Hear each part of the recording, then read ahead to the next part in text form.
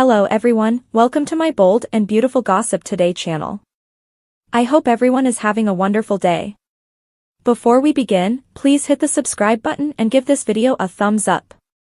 Lauren lets Elder know that his life is better without Sheila. In Eric's office, Finn let Steffi in on that, since she was burning the midnight oil supper had previously been dealt with. She speculated that he'd gotten Il Giardino. Finn said he ought to have gone to the Thai spot, and Steffi figured Minister was all the while happening about Sheila. Steffi said Minister expected to quit spreading his babble, however Finn said Elder was persuaded. Steffi expressed that she'd been attempting to grasp Finn's association with Sheila, and it was simpler without agonizing over Sheila.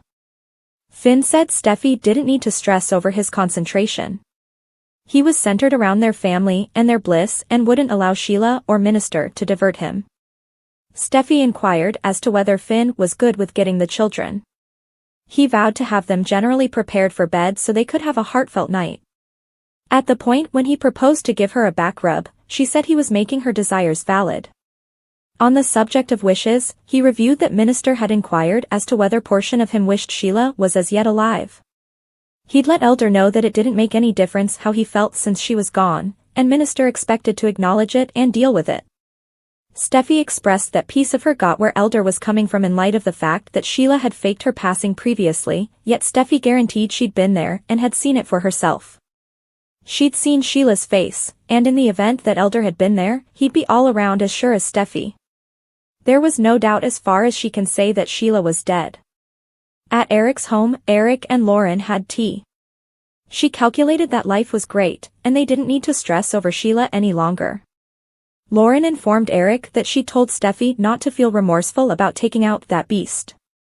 Eric considered how Finn was dealing with it. Lauren figured Finn would be the only one grieving Sheila, yet Eric referenced that Minister was, as well.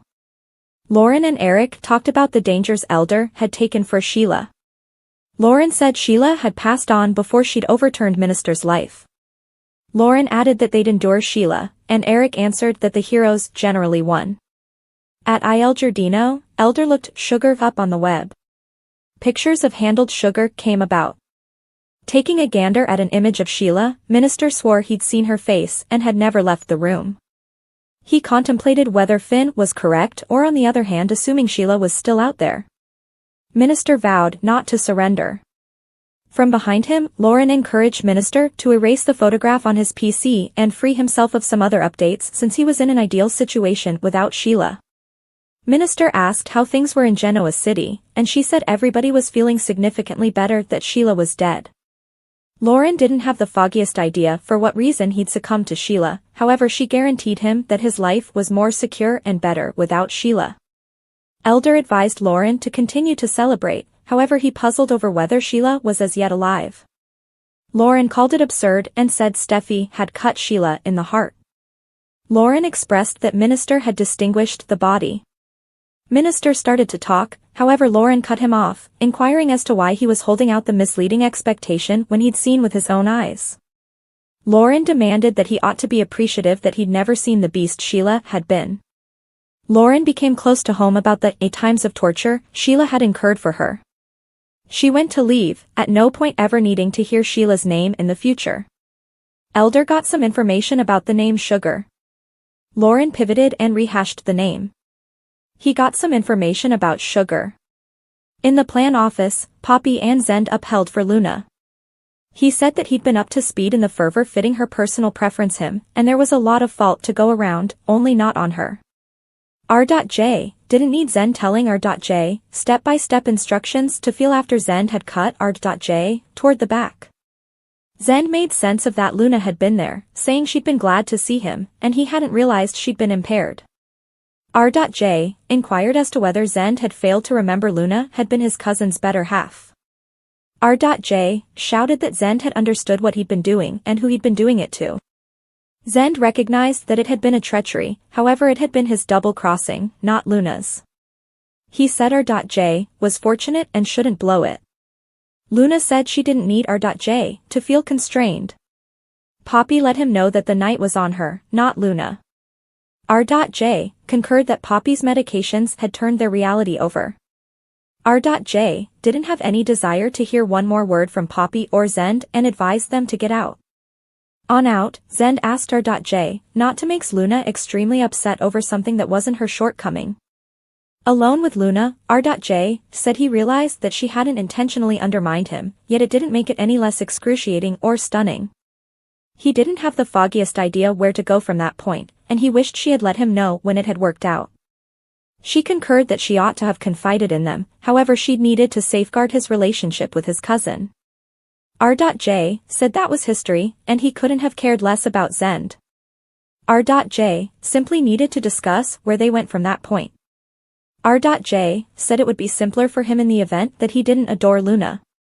He said he didn't fault her that much, however he was unable to quit seeing her in Zend's bed and in his arms.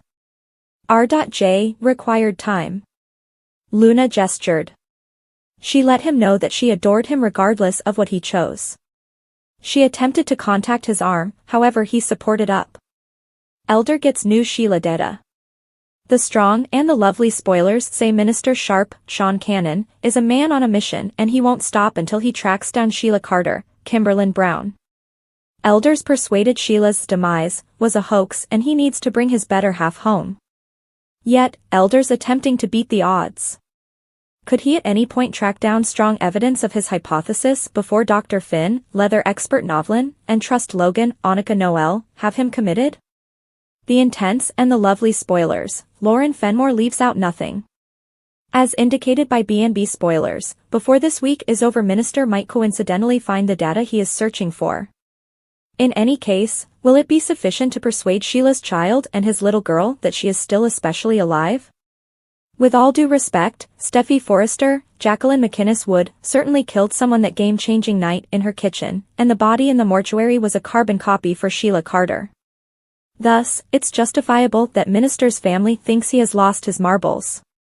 Lauren Fenmore, Tracy Bregman, will show up on the CBS Cleanser again this week. The strong and the wonderful spoilers say she will have a long talk with Minister about his sweetheart's tricks throughout the long term. Lauren and Sheila have a chaotic history going back many years and traversing across two dramas. Lauren saw Sheila counterfeit her passing time and again and understands what she is prepared to do. B&B Elder Sharp's sugar disclosure. B&B spoilers hint that before the week's over, Elder will get familiar with some stunning new intel about Sugar, in all probability from Lauren. Sheila constrained Sugar to get plastic medical procedure and pass as her twin so she could escape from jail, thinking back to the 90s. It seems as though Sheila's doppelganger returned for retribution and got snuffed out by Steffi after an instance of mixed-up personality. In any case, that makes one wonder, where's the genuine Sheila? Poppy couldn't prevent Luna from racing to Forrester, while Minister interrogated Finn concerning Sugar.